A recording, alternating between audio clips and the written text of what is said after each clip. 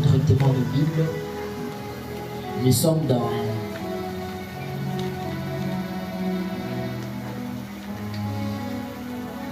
Hébreux chapitre 5, le verset 14. Hébreux 5, le verset 14.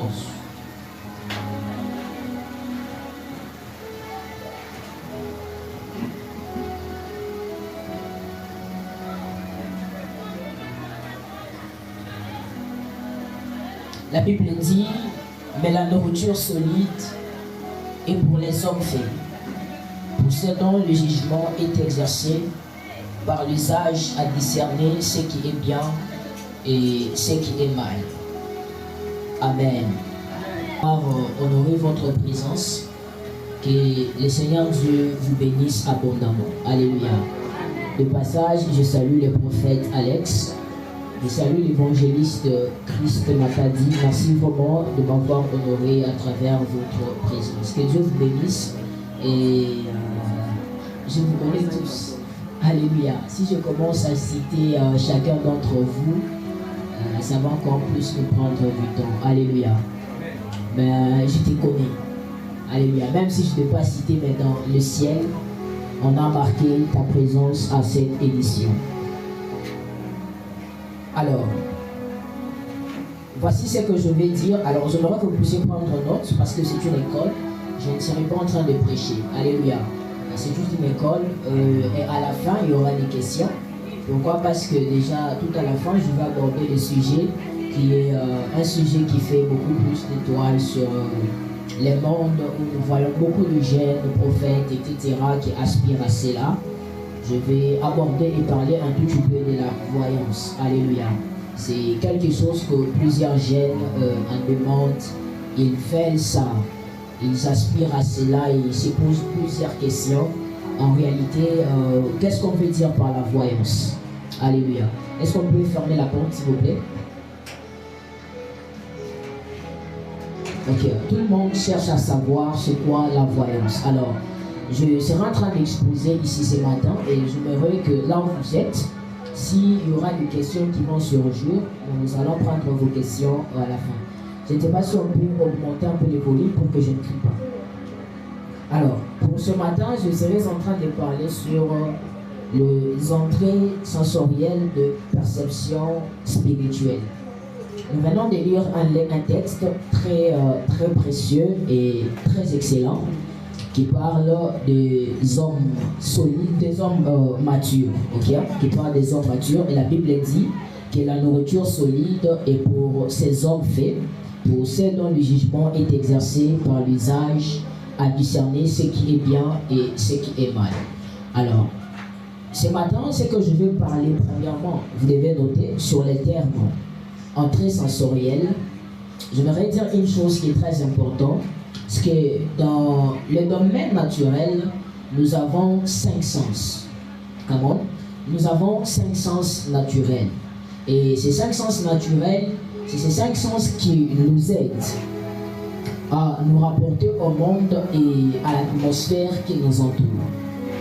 À travers les 5 sens physiques, nous avons la capacité d'accéder au monde qui nous entoure. Nous avons la capacité de comprendre les mouvements. Nous avons la capacité de voir. Nous avons la capacité de toucher. Nous avons la capacité de comprendre, d'entendre et de voir. Comment? Alors, c'est grâce à eux que nous savons que les choses fonctionnent et nous savons ce qui est réel et à quoi ressemble quelque chose. Tu sais à quoi ressemble un lion parce que tu as déjà vu un lion. Tu sais à quoi ressemble un éléphant parce que tu as déjà vu un éléphant. Si tu n'as jamais vu un lion, tu n'as jamais vu un éléphant, tu ne sauras pas savoir. Même si on te dit de toucher dans les noirs, tu ne sauras pas. Mais si tu as déjà vu quelque chose auparavant, même dans les noirs, lorsque tu touches, tu sauras peut-être que c'est la chose telle. Alors, ces 5 sens naturels, ce sont eux qui nous aident à nous connecter au monde naturel qui nous entoure, aux atmosphères naturelles qui nous entourent et nous permettent de faire l'expérience de tout ce qui est tout autour de nous. nos sens physiques. Ici, je suis en train de parler premièrement de sens physique. Je ne suis pas en train de parler de sens spirituels. Je parle premièrement de 5 sens physiques. Alors, ce sont eux qui nous aident à faire l'expérience de ce qui se passe autour de nous. Alors, sans les 5 sens physiques, nous ne serons pas à mesure de comprendre ce qui est réel, ce qui est vital pour nous, ou soit ce qui nous entoure dans les règnes physiques. Alors, c'est grâce à eux que nous avons accès aux atmosphères naturelles. Alors, ces 5 sens, c'est ce qu'on appelle les 5 sens sensoriels physiques. Ok? En d'autres termes, on appellera cela les 5 sens sensoriels physiques. Est-ce que je parle à quelqu'un?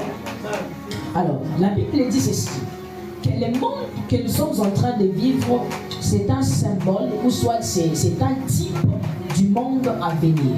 Donc, c'est-à-dire, ce que nous sommes en train de vivre ici sur la terre, c'est la représentation de ce qui est dans le ciel. Est-ce que je parle à quelqu'un? Donc, ce qui nous entoure ici, les 5 sens que nous avons physiques, représentent ce qui est dans le spirituel. Pourquoi? Parce que lorsque Dieu a créé l'être humain, Dieu n'a pas commencé à créer premièrement la chair humaine. Dieu a commencé premièrement à créer l'homme dans son imagination, ou soit dans sa visualisation. Et c'est après cela qu'il a fait que l'homme puisse devenir sur la terre. Quelqu'un me comprend très bien. Alors, là, je me redire une chose, que ce qui nous entoure, c'est le reflet de ce qui est dans le monde spirituel. Donc, c'est-à-dire, si nous avons les 5 sens physiques, nous les avons aussi dans les mondes spirituels. Est-ce que je parlais à quelqu'un? Alors, nos 5 sens physiques reflètent nos 5 sens spirituels. Donc, à travers le même sens, à travers le même sens que nous avons la capacité de percevoir dans le naturel, c'est à travers le même sens que nous aurons encore la capacité de percevoir des choses dans les spirituels. Tout est question de savoir comment aligner tes 5 sens physiques à tes 5 sens spirituels pour avoir la capacité de percevoir le mystère dans les mondes spirituels. Pourquoi? Parce que lorsque nous voyons dans le monde spirituel, nous voyons à travers nos yeux spirituels. Comment? Nous voyons à travers nos yeux spirituels. Alors, c'est au moment où nos yeux spirituels s'alignent à nos yeux physiques que ça produit ce qu'on appelle la vision. Tant que votre œil spirituel, ou soit vos yeux spirituels, que l'apôtre Paul parle, les yeux de l'esprit, ne sont pas alignés à nos yeux physiques, nous n'aurons pas la capacité de voir en esprit. Alors, il n'est jamais arrivé à un moment donné, tu es assis et puis tu perçois comme si ce sont des flashs. Hein? Donc, tu ne comprends pas, mais ce sont des flashs qui vous passent. Parfois tu es assis comme ça, tu vois des vrais éclairs d'une manière physique. À ce moment, c'est lorsqu'il y a l'accident entre tes sens spirituels et tes sens physiques que ça produit la vision que tu as vue. Alors, les problèmes qui arrivent à plusieurs personnes, c'est qu'ils n'arrivent pas à aligner leurs 5 sens physiques à leurs sens spirituels. Est-ce que je suis en train de mettre bien les fondements? Alors, en tant qu'être spirituel, nous devons avoir la capacité de pouvoir entendre ce qui se passe dans les domaines spirituels autour de nous comme nous le pouvons dans le naturel. La Bible dit en réalité dans l'homme, c'est l'esprit. Donc avant que tu sois être physique comme tu es premièrement tout d'abord un esprit. Vous savez, les gens qui opèrent dans les surnaturels, ce sont des personnes qui ont compris au préalable, mais ils ne sont pas des hommes ordinaires, mais ce sont des esprits. Vous savez, les jours où tu comprendras que tu n'es pas un être ordinaire, que tu es un esprit, tu verras que les choses tout autour de toi commenceront à devenir ce que tu penses. Pourquoi? Parce que lorsque nous pensons des choses spirituelles, nous les attirons auprès de nous. Est-ce que je parle à quelqu'un? Est-ce que je me fais bien comprendre? Amen. Alors, je voudrais vous dire la vérité, c'est que nous avons la capacité d'accéder tous au mystère des choses spirituelles. Aucun être humain ne peut pas accéder aux choses spirituelles. Il n'est pas interdit à un être humain d'accéder aux choses spirituelles. Que tu sois appelé au ministère prophétique, que tu ne sois pas appelé au ministère prophétique, tu as la capacité de pouvoir prophétiser. Raison pour laquelle j'ai dit aux gens, on n'a pas besoin toujours d'être prophète pour voir un esprit. Tout comme on n'a pas toujours besoin d'être appelé au ministère, être pasteur, être évangéliste pour avoir la capacité de pouvoir prophétiser avec détail. Pourquoi? La Bible dit que dans les derniers jours, je répandrai de mon esprit sur toute chair. L'esprit qui est répandu n'est pas répandu que sur les chrétiens. Come on. La Bible dit ceci: je répandrai mon esprit sur toute chair. La Bible n'a pas précisé que cet esprit sera répandu que sur les chrétiens. Raison pour laquelle nous faisons beaucoup plus de débats. Un jour, je vis un prophète qui a prié sur quelqu'un qui était soi-disant quelqu'un qui fumait, etc. Et du coup, la personne s'est mise à prophétiser. Et je vis les gens sur le net en train de taquer les prophètes, en train de dire que comment est-ce que Dieu peut remplir un homme ivre. Et il commence à prophétiser avec plus de détails. Non, l'esprit qui a été répandu n'a pas été répandu que sur les chrétiens. C'est un esprit qui a été répandu sur toute chair. Donc, c'est ce qui arrive parfois. Tu peux en train de marcher en cours de route et un fou te prophétise. Le fou n'est pas chrétien. Comment? Donc, en tant qu'être humain, nous avons cette capacité de pouvoir accéder au mystère de l'esprit. Alors, nous devons être en mesure d'écouter les choses qui se passent dans le monde spirituel, comme nous avons la capacité d'écouter les choses dans les domaines naturels. Un jour, il y avait l'une de mes filles, lorsque j'étais hébergé quelque part dans une ville. Elle est venue me voir. Et quand elle est venue me voir, et du coup, mon sens d'odorat opérait à cet instant. Comment? Mon sens spirituel d'odorat opérait. Et quand elle s'est approchée de moi, automatiquement, j'ai su ce qu'elle venait de faire. Je ne suis pas connecté au monde spirituel, non. Je ne peux pas parler en langue. C'est tout simplement parce que je me suis dit que je ne dois pas vivre comme un être humain, mais je dois vivre comme un esprit. Donc, c'est-à-dire, à tout moment que je suis, je n'ai pas besoin de beaucoup prier pour prophétiser sur quelqu'un. J'ai tout simplement besoin de dire à moi-même que j'ai envie de prophétiser sur quelqu'un et je le fais. Quelqu'un me dira qu'on prophétise parce que Dieu parle. Comment? Tu es à l'école des prophètes, non? Yeah. Quelqu'un me dira comment est-ce que Dieu ne parle pas pour un prophète, tu peux parler. J'aimerais vous dire la vérité. Lorsque Dieu nous donne les yeux spirituels, ça devient en nous. Donc on peut utiliser cela quand on veut, comme on veut et où on veut. Je ne sais pas si quelqu'un me peut très bien. Lorsque Dieu te donne les yeux spirituels, ça devient propre à toi. Il n'a plus toujours besoin de pouvoir venir te parler. On va parler à telle personne, va parler à telle personne. Non. Les yeux spirituels deviennent à toi. Tu as la capacité de les activer quand tu veux, où tu veux et quand tu veux. Je ne sais pas si ça entre ou si ça casse. Ça casse. Ça casse, hein? Ok. Je vais venir. Lorsque je viens, je te donne un téléphone. Prophète, tu auras toujours besoin de m'appeler lorsque tu as besoin d'entrer dans une application. N'est-ce pas, le téléphone est à toi? Mais comment est-ce que vous voulez? Dieu te donne les yeux spirituels. Quand tu as besoin d'entrer dans l'application de l'esprit, tu vois encore, ça devient de l'embêtement. Come on. Come on? Alors, lorsque vous voyez les prophètes qui voient, en réalité, parfois, ce n'est pas toujours Dieu qui parle. Les prophètes ont la capacité de voir, même sans pour autant que Dieu nous parle. Ok.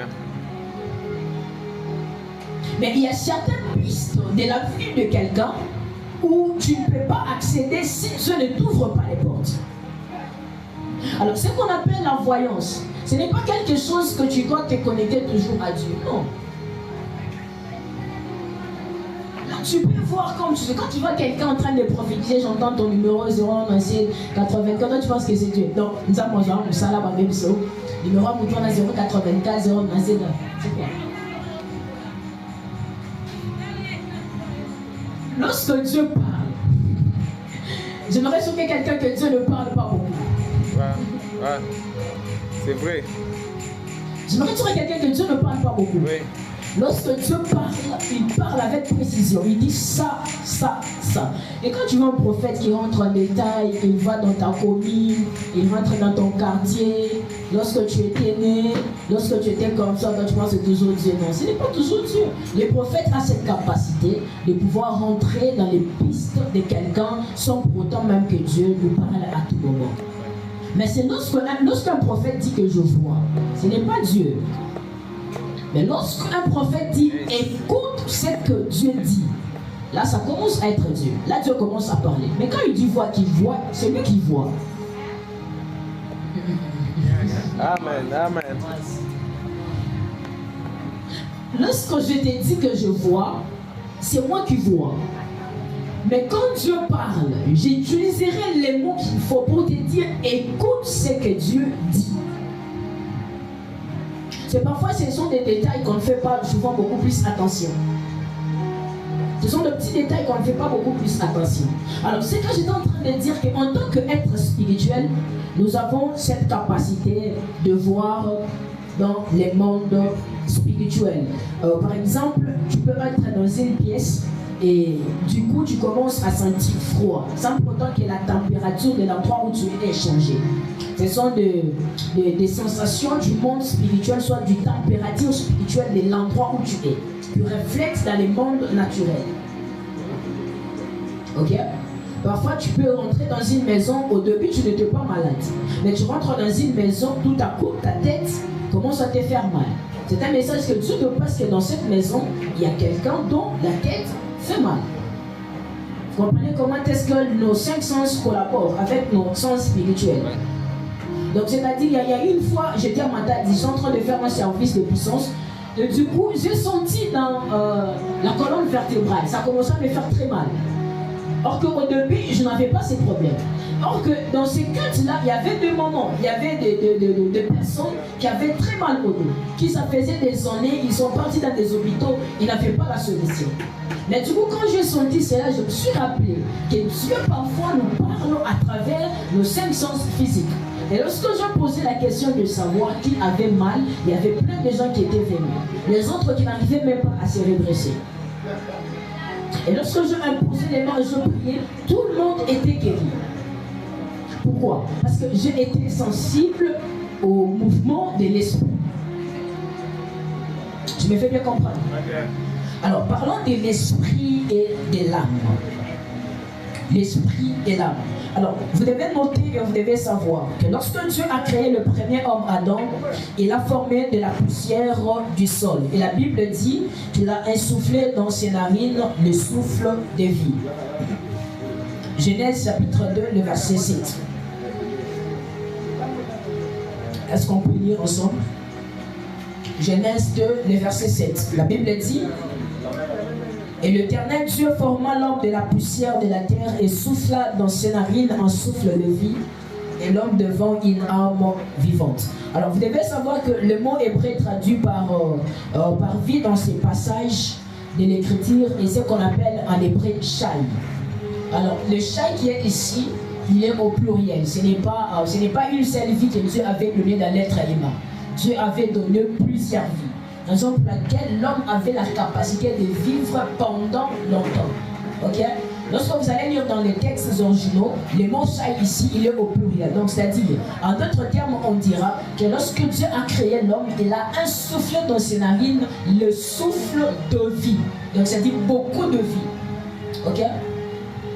C'est lorsque l'homme a péché qu'il est devenu quelqu'un qui ne pouvait plus durer très longtemps sur la terre.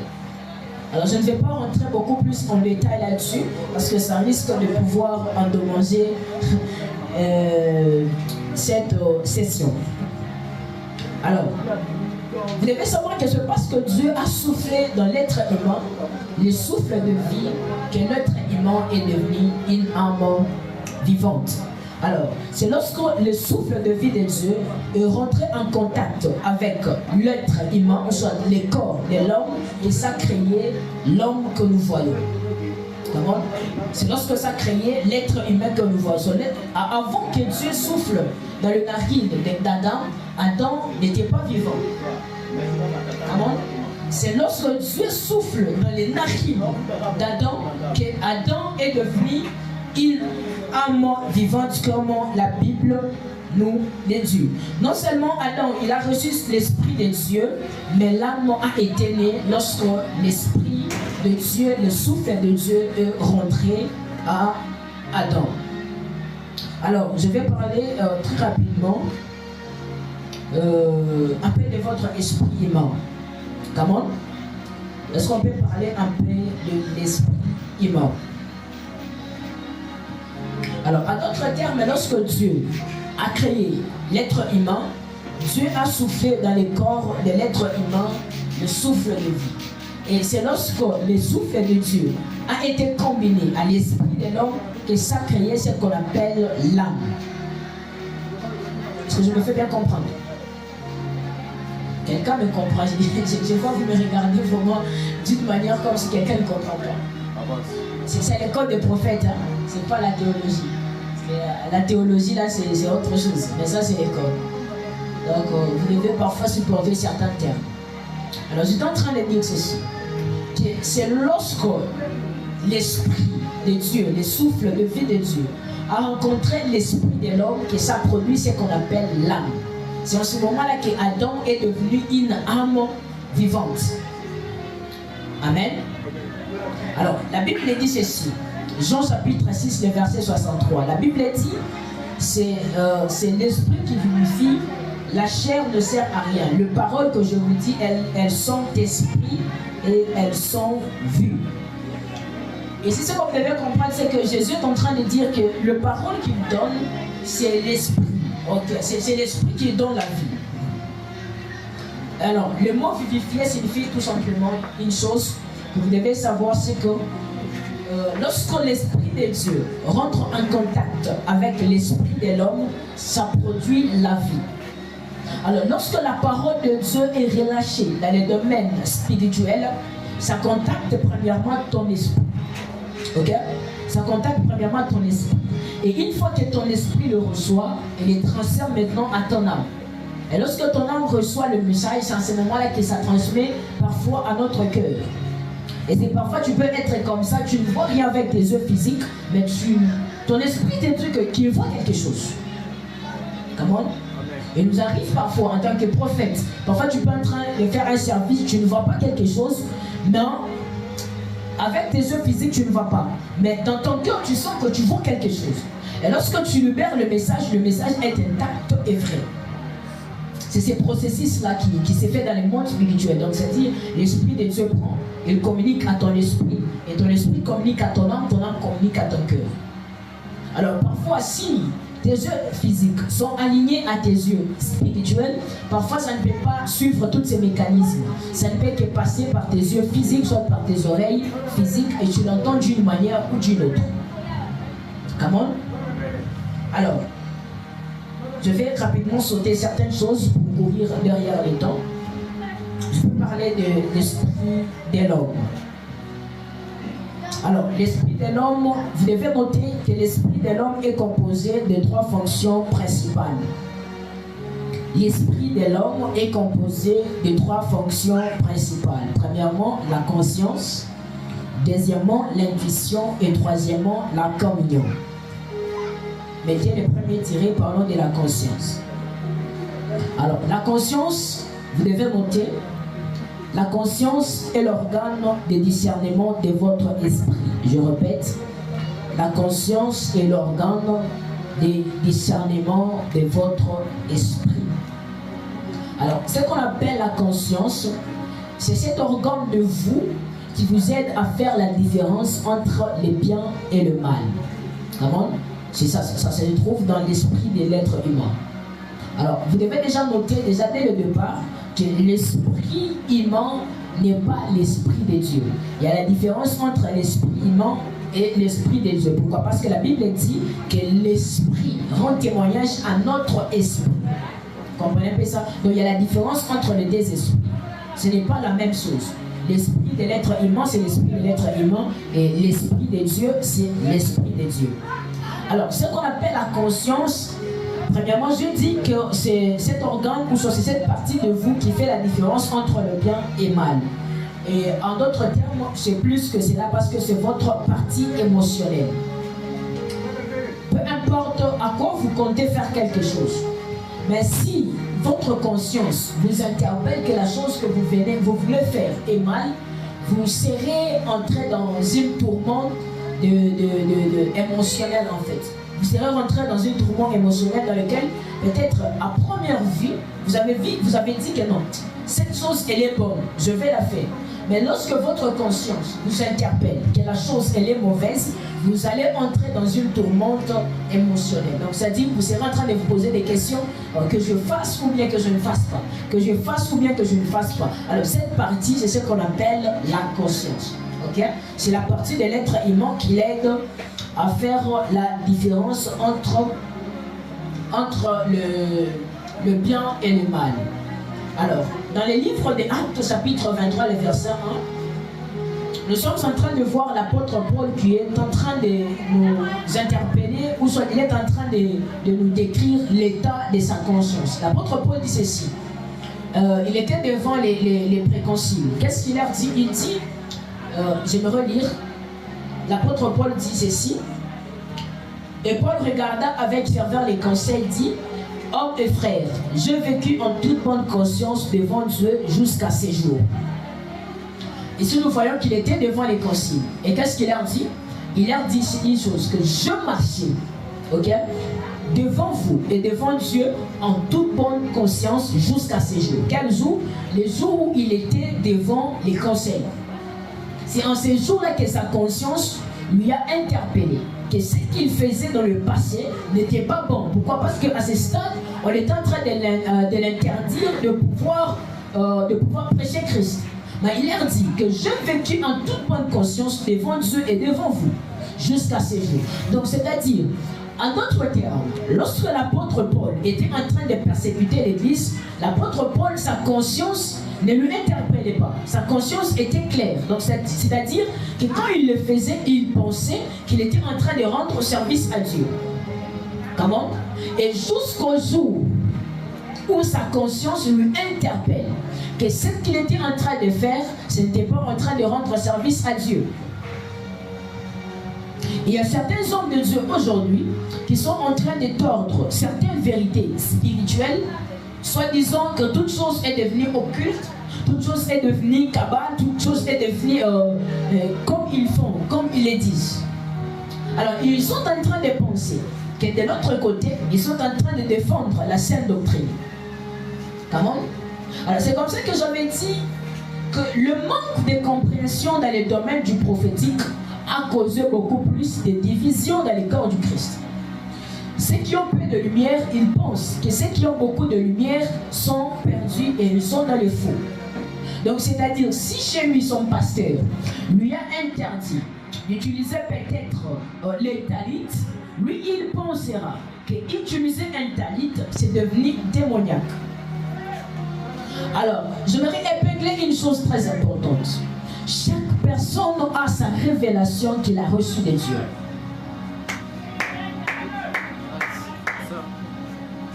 Comment? Et en réalité, Dieu ne nous appelle pas de la même manière. Ce n'est pas parce que toi, Moïse, tu as rencontré Dieu dans les buissons ardents que tu dois nous dire que si tu veux rencontrer Dieu, il faut aller aux buissons ardents. Et ce n'est pas par là que tu nous vas nous dire que nous, on n'a jamais entendu l'appel de Dieu parce que nous ne sommes pas passés par les buissons ardents. Avec Samuel, Dieu ne l'a pas appelé dans les buissons ardents. Dieu a parlé audiblement. Donc, ce qu'on devait noter, c'est que chacun d'entre nous a sa révélation qu'il a reçue de la part de Dieu. Il y a d'autres personnes qui ont prié avec les talites, ils ont été exaucés. Tu ne peux pas lui interdire. Dieu dit à Paul, c'est que je déclare pur. Toi, ne le déclare pas impur. Alors, j'aimerais vous conseiller. Si Dieu ne t'a jamais déclaré quelque chose en pur, ne la déclare pas impure parce que les autres utilisent cela. Mes frères, lorsque nous sommes dans le débat d'utiliser les talites, d'utiliser ceci, l'occultisme grandit. Les gens rentrent dans la franc-maçon. Lorsque nous, les chrétiens, nous sommes dans les débats, c'est lui qui utilise les talites, il est cabale. C'est lui qui utilise, il est cabale, il est cabale, il est cabale. Les occultistes sont en train de grandir. Les musulmans sont en train de grandir. Est-ce que je parle à quelqu'un? Donc nous devons faire attention au débat. L'autre fois c'était, est-ce que la femme peut porter le foulard en priant? L'autre fois c'était, est-ce qu'une femme peut porter le pantalon? L'autre fois c'était, est-ce qu'une femme peut prêcher? Et aujourd'hui c'est devenu, est-ce qu'un homme peut porter les talites? Ce sont de futilités, mes frères. Ce sont de futilités. Concentrons-nous sur l'essentiel. Concentrons-nous sur l'essentiel. Le monde occulte grandit jour après jour. Ils sont en train de recruter. Aujourd'hui, nous avons des chrétiens dont ils servent un Dieu imaginaire. Ils n'ont jamais expérimenté les jeux de Dieu qu'ils servent. Or qu'on ne peut pas témoigner Dieu en fonction de la théorie. On témoigne Dieu en fonction de la pratique. Les apôtres étaient en train de dire ce qu'on a vu, ce qu'on a entendu. C'est ce qu'on vous enseigne.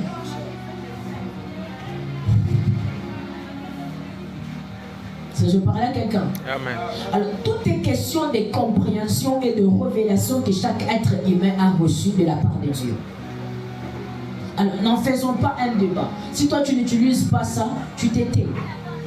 Tu restes dans la lignée des choses que Dieu t'a prescrit d'utiliser. Parce qu'à chaque fois que Dieu apparaît à une personne, il y a certaines choses que Dieu donne qui sont liées à l'appel de la personne. À Samson, il ne pouvait pas couper ses cheveux. Donc des choses qui sont interdites pour toi ne sont pas forcément interdites pour moi. À l'apôtre Timothée, il était permis de prendre un peu de vin. Mais moi, lorsque Dieu m'a appelé, il m'a interdit de prendre de l'alcool. Come on. Amen. Vous savez, lorsqu'on grandit dans le monde spirituel, on quitte la dimension de la loi. On quitte la dimension de péché et de sainteté. On parle de la dimension de la purification et la dimension de la connaissance du bien et du mal. Dès le départ, la Bible ne parle jamais de péché. La Bible nous parle de la connaissance du bien et du mal. Je sens que quelqu'un sera gâté ce matin. Amen. La Bible dès le départ nous parle de la connaissance du bien et du mal. La Bible ne nous parle pas du péché. C'est Moïse qui est venu avec le péché. Mais lorsqu'on grandit, on atteint la dimension que l'apôtre Paul nous parle dans Hébreux 5, 14. Il nous dit que lorsqu'on grandit, on fait maintenant la différence entre le bien et le mal. Donc c'est-à-dire, dans le mal, il y a ce qu'on appelle les interdits. Ce sont des choses qui sont liées à ton appel. Donc c'est-à-dire, une fois que tu touches aux interdits, tu as touché au mandat.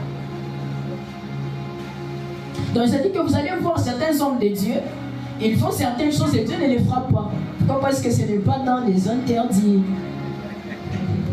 Come on. My goodness. Yes. C'est fort. Avance.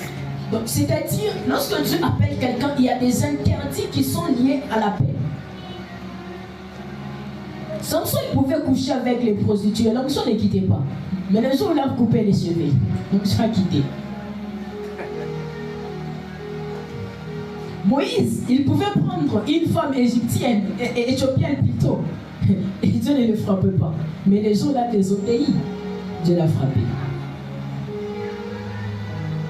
Mes frères, respectez les interdits, puisque ce qu'on vous a prescrit comme péché. Amen. Ce sont les interdits qui sont beaucoup plus importants. Alors j'aimerais que quelqu'un énumère ces interdits. Qu'est-ce que Dieu t'a interdit? Tu veux grandir dans les prophétiques. Les prophétiques marchent avec les interdits. Sans les interdits, on ne peut pas parler de prophètes. Les prophètes que vous voyez, ils vivent parfois certaines choses qui sont beaucoup plus... Parfois, tu ne sauras pas vivre à leur place. Parfois, pour lui, il doit aller à la montagne chercher Dieu, mon frère. Pendant que toi, tu dors, lui, il est à la montagne. C'est parmi ces choses que Dieu lui a prescrit. À 3 heures, lui, il ne doit pas dormir. C'est parmi les interdits. Toi, 3 heures, tu ne dors pas. Pendant que toi, tu dors, lui, à 3 heures, il doit se réveiller, il ne doit pas dormir. Parmi les interdits. C'est ça. Et quand tu le vois prophétiser avec des tas, tu te dis, mais comment ils font? Non, ils respectent les interdits qui sont liés à leur fonction. Avance, papa. Tu veux aller plus loin? Énumère tes interdits. Respecte-les. Tu n'auras pas besoin d'aller toujours fétiche. J'aimerais vous dire qu'il n'y a plus la plus grande spiritualité comme celle de Christ. Amen. Mon frère, j'ai fréquenté toutes sortes de spiritualités. Mais il n'y a aucune qui est élevée à celle du fils d'Abraham. Amen. Mes frères, tout celui qui opère dans la spiritualité, il le sait très bien que dans la spiritualité, le plus grand maître, c'est Christ. Amen. Et en dessous, on a des Bouddhas, on a des Satans, on a les autres personnes en dessous. Mais au plus grand sommet, on a celui qu'on appelle Christ. Dans tous les loges, quand tu rentres, demande-leur qui est Christ. Il te dira c'est un maître. Mais moi j'aime. Moi je ne le reconnais pas comme un maître, mais je le reconnais comme mon Seigneur. Va chez les Indiens. Une fois j'ai trouvé un Indien avec la photo de Christ. Je lui demande, c'est qui ce monsieur? Cet homme ici, on nous a enseigné qu'il est tellement fort. Mais, akabakate. Pourquoi? Parce que chez eux, ils ont des dieux. Ils ont un dieu de travail. Quand tu as besoin de travail, tu dois aller invoquer ces dieux, tu auras le travail. Quand tu as besoin de succès, il y a un dieu qu'il faut le succès. Quand tu as besoin de protection, il y a un dieu de protection. Quand tu as besoin de ceci, il y a des dieux en fait, des hindous. Et il y a aussi la photo de Christ parmi tous ces dieux-là. Et je vais poser la question, mais celui-ci, est-ce que vous les connaissez? Oui, on nous a enseigné que c'est un maître. Mais, akabakate. Je lui ai dit, tu vois, comment on peut caber là-haut? Tu dois respecter ses commandements. Premièrement, tu dois le reconnaître en tant que ton sauveur, en tant que ton Seigneur. Et le discours s'est entamé comme ça. Donc c'est dire que dans toutes les spiritualités que vous allez peut-être contacter, il y a toujours Christ qui est au-dessus de tout. Alors, qu'on ne vous montre pas, qu'on ne vous trompe pas, il n'y a rien de plus meilleur qu'en Christ. Les prophétiques que vous aspirez, travaillez que ça soit christique. La voyance auquel vous aspirez, travaillez que ça soit christique. Est-ce que je parlais à quelqu'un? Alors, l'apôtre Paul, il déclare l'état de sa spiritualité. Il dit que sa conscience était pleine jusqu'au jour où il était devant les préconçus. Comme j'étais en train de dire que tout est question de la révélation que nous avons. Ok? Il y a peut-être aujourd'hui, il y a des ceux-là qui pensent qu'on doit baptiser au nom du Père, du Fils et du Saint-Esprit. Et il y a d'autres qui pensent qu'on doit baptiser au nom de Jésus. Ce n'est pas mauvais. Ce n'est pas mauvais si on baptise au nom du Fils, au nom du Père, du Fils et du Saint-Esprit. C'est toujours la même chose. Mais ce que j'aime leur dire, c'est que le Père n'est pas un nom. Le Fils non plus, ce n'est pas un nom. Le Saint-Esprit non plus, ce n'est pas un nom. Il n'y a qu'un seul nom. C'est Jésus. Et vous allez vous rendre compte que les apôtres n'ont pas baptisé au nom de plusieurs. Ils ont baptisé au nom d'un seul, Jésus. Donc aujourd'hui, chaque personne a sa révélation qu'il a de la part de Dieu. Alors ne t'attaque pas à ceux-là qui ont peut-être beaucoup plus de lumière par rapport à toi. Cherche à savoir. Cherche à comprendre. Bien sûr, il y a des ceux-là qui abusent. Mais cherche souvent à comprendre les pourquoi, l'importance de ce qu'ils font. Ok? Est-ce que je parle à quelqu'un? Amen. Alors, j'avais énuméré 3 points qui étaient la conscience et l'intuition. Je vais parler un tout petit peu aussi. Je vais parler un tout petit peu de l'intuition aussi. Alors, ce que vous devez noter, c'est que l'intuition, c'est le cerveau du sanctuaire le cerveau du sanctuaire intérieur. Ok? Votre intuition, c'est le cerveau de votre sanctuaire intérieur. Ok? C'est à partir de l'intuition qu'on a la capacité de percevoir certaines choses. Ok? Lorsque vous allez dans les médiums et les autres, ils utilisent beaucoup plus ce qu'on appelle l'intuition. Donc il y a certaines personnes qui ont une intuition qui est un peu beaucoup plus grave et ils ont cette capacité-là de pouvoir voir sans pourtant être des prophètes et des vrais voyants. D'accord? Alors ce que vous devez noter, ce n'est pas une réaction émotionnelle comme la conscience, mais c'est une connaissance qui vient directement de Dieu à votre esprit. 1 Corinthiens 2,11, la Bible dit « Car quel homme qui connaît les choses de l'homme, sinon l'esprit de l'homme qui est en lui. De même, les choses de Dieu ne connaissent aucun homme, mais l'esprit de Dieu. » Ici, l'apôtre Paul est en train de faire référence à l'intuition. Donc, c'est-à-dire cette partie de votre esprit qui perçoit et qui connaît des informations qui sont au-delà de ce qui est dans votre esprit. Donc, c'est-à-dire que ce n'est pas une connaissance scientifique ou une conscience calculée. Ok. L'intuition, il est différent de la conscience. Ok. L'intuition est différente de la conscience. C'est dans l'intuition qui est le siège de toutes choses. Ok. Les choses de toutes choses se trouvent dans l'intuition. Et l'âme aussi d'un prophète est très important et très nécessaire. Alléluia les prophètes. Veillez beaucoup plus sur vos âmes. Pourquoi? Parce que l'âme est le centre de traitement des informations spirituelles. Donc, c'est-à-dire que si ton âme est en mauvais état, tu risques de recevoir le message dans ton esprit et mal le transmettre. Pourquoi? Parce que ton âme n'est pas dans un bon état. C'est pourquoi je conseille toujours aux prophètes de veiller sur leur vie sentimentale. C'est très important. Avant d'épouser, avant de vous marier, réfléchissez beaucoup. Les prophètes, ils aiment le calme. Les prophètes aiment quand toute chose va bien. Lorsque tout va mal, un prophète n'a pas la capacité de pouvoir voir. Contrairement à Élie, il a subi la persécution.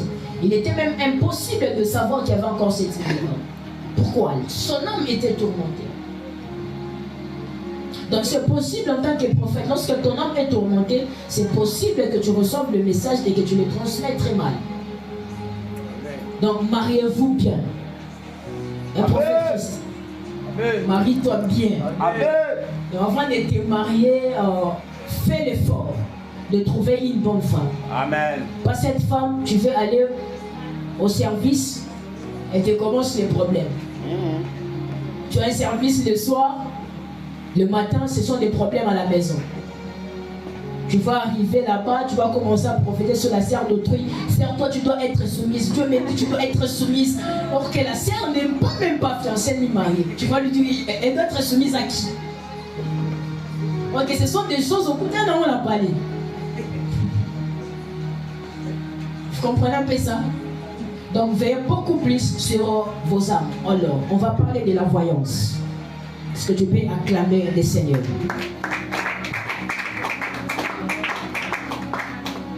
Est-ce que tu peux répéter après moi la voyance? La voyance. Répète après moi l'univers du voyant. Yes. Alors, vous devez noter ceci, que dans les domaines spirituels, notez, c'est très important, dans les domaines spirituels, les flots prophétiques, du ciel à la terre ressemblent au Nil. Je répète, dans les domaines spirituels, les flots du prophétique du ciel à la terre ressemblent au Nil.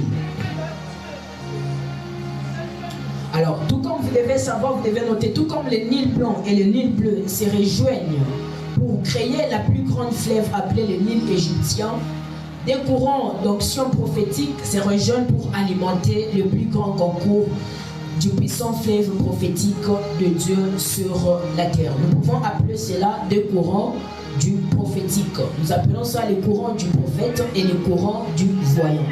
Alors, ce que vous devez savoir, vous devez noter, c'est que ce qu'on appelle la voyance, c'est tout simplement un type du prophétique. Comment?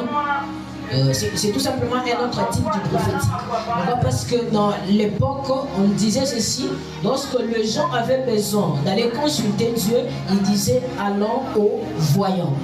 Comment? Il disait allons au voyant. Et d'autres textes confirment pour dire que ce dont on appelle aujourd'hui des prophètes, autrefois, ils étaient appelés comme de voyants. Alors, beaucoup plus de temps dans l'Ancien Temps et dans le Nouveau Testament, on n'a pas beaucoup plus mis l'accent sur le ministère prophétique. Ok? On n'a pas beaucoup mis l'accent sur le ministère prophétique et moins plus sur le voyant. On n'en parle pas beaucoup. Raison pour laquelle aujourd'hui, lorsque quelqu'un parle du voyant, automatiquement, on voit les médiums. Mais un jour, je parlerai de la différence entre les médiums et les vrais voyants. Les médiums, ils ont besoin de tarots et de chaînettes pour prophétiser, pour voir. Mais un prophète, un voyant n'a pas besoin de chaînettes, n'a pas besoin de tarots pour voir. Quelqu'un me comprend très bien. Alors, ce qu'on appelle la voyance, c'est tout simplement un type du prophétique. Alors, il existe des types du prophétique. Les premiers prophétiques, c'est les prophétiques du prophète, appelé Nabi. Et le deuxième type du prophétique, c'est les prophétiques du voyant, appelé Roé ou soit Chosé. Quelqu'un me comprend très bien? Alors, j'aimerais que vous puissiez noter ici, que vous devez noter ceci, que dans les domaines globaux du prophétique, nous y trouvons les domaines particuliers et distinctifs du voyant. Raison pour laquelle parfois nous disons tous les vrais prophètes ne sont pas des voyants, mais tous les vrais voyants sont des prophètes. Pourquoi? Parce que dans le domaine global du prophétique, il y a un domaine qui est distinctif et particulier. Les domaines là, on appelle ça les domaines du voyant.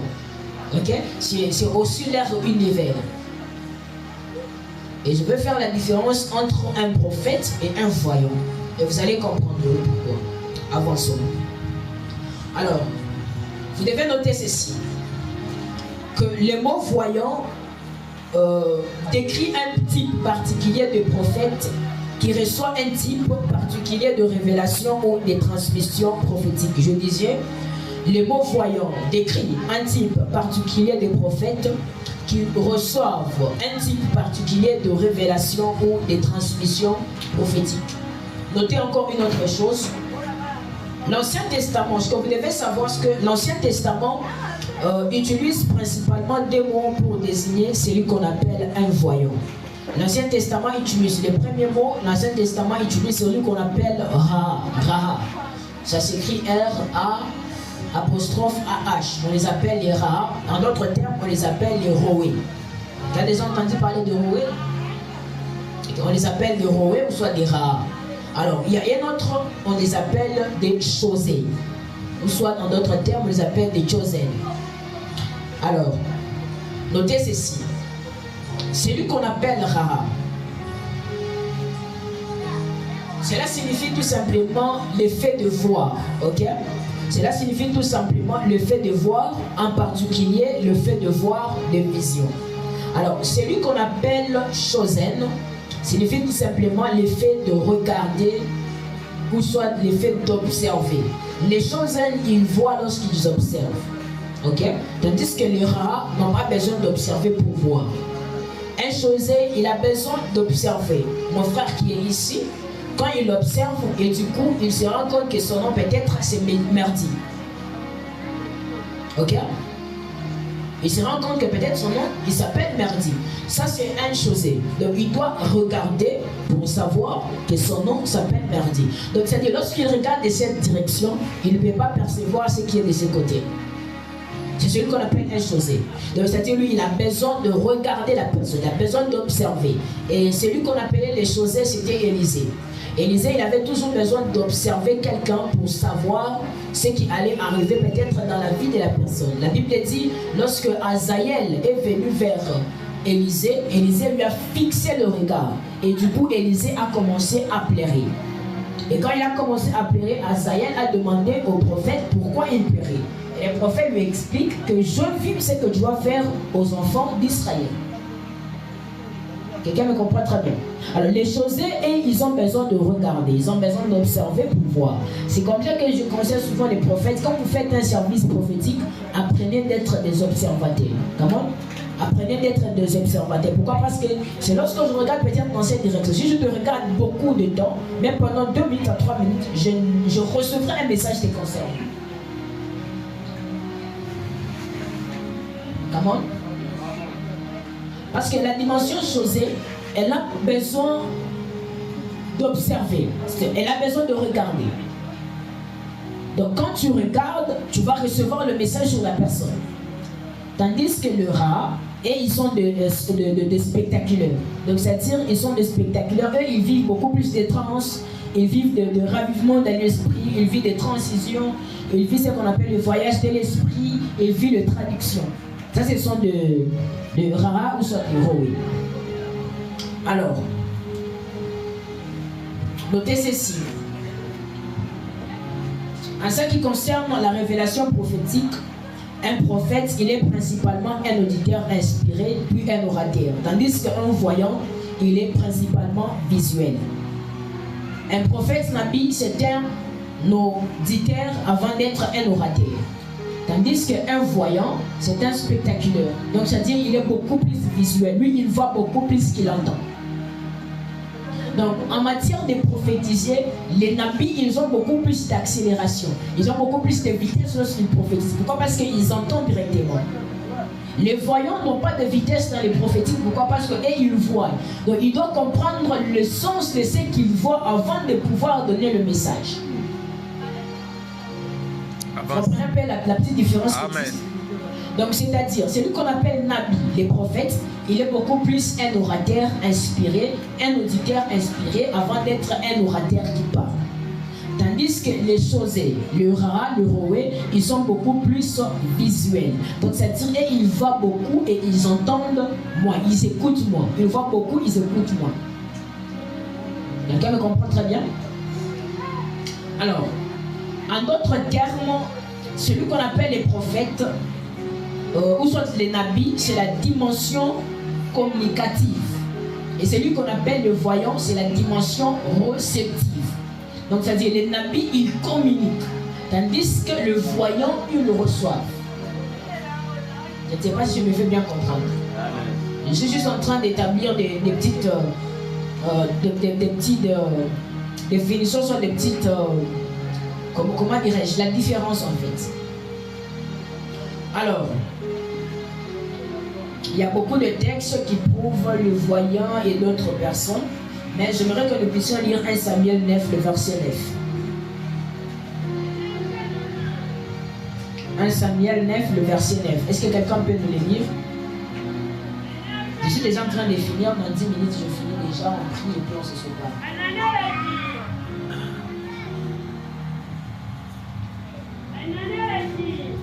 C'est lui qui a trouvé, il peut lire. 1 Samuel 9, 9.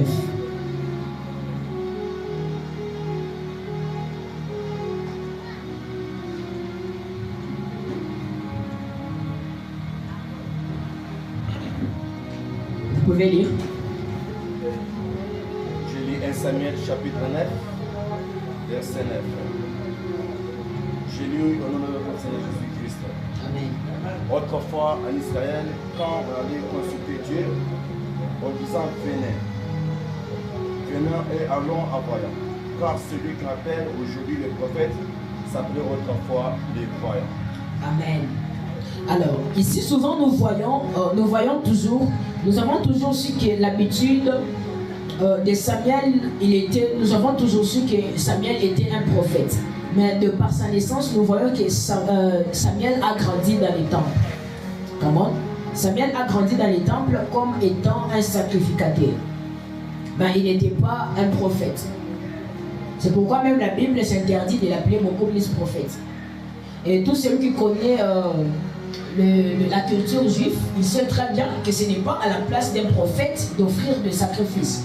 C'est à la place du sacrificateur qui doit offrir des sacrifices. Raison pour laquelle vous allez voir que Samuel, il a grandi comme étant un sacrificateur.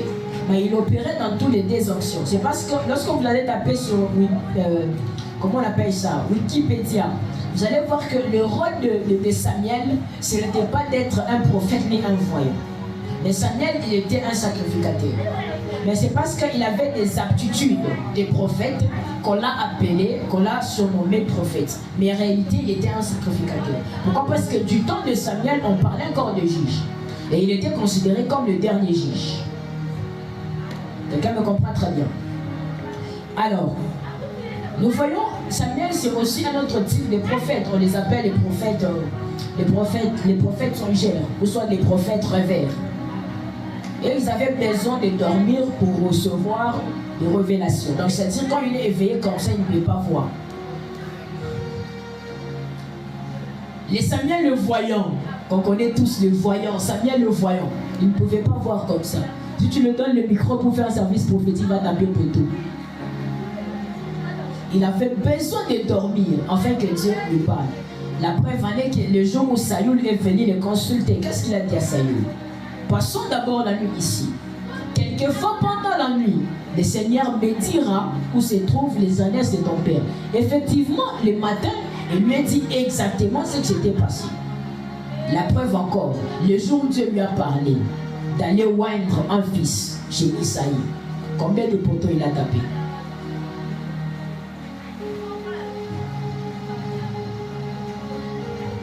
Donc tu dois comprendre ton type de prophétique. Tu es dans quel rang des prophètes? Quand tu es dans le rang des songeurs et tu veux entrer dans le rang des voyants de rares, tu feras des poteaux.